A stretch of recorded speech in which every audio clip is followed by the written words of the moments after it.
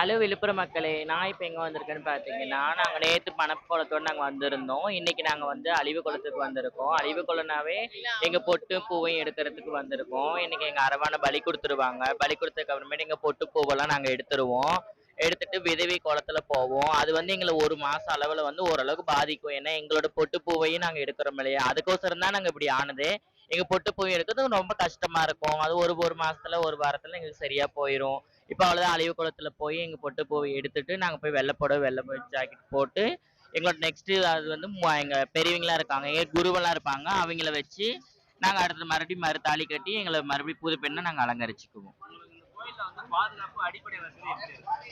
இந்த கோயில்ல வந்து அடிப்படை வசதி வந்து இருக்குதுன்னா, அவ்வளவுக்கு வந்து தண்ணி வசதி தான் ரொம்ப முக்கியம்.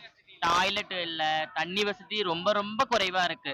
எங்க போனாலும் தண்ணி ஒரு ஜக்கு குடுக்குறதுக்கே யோசிக்கிறாங்க. அதனால தண்ணி ரொம்ப ரொம்ப குறைவா இருக்குது.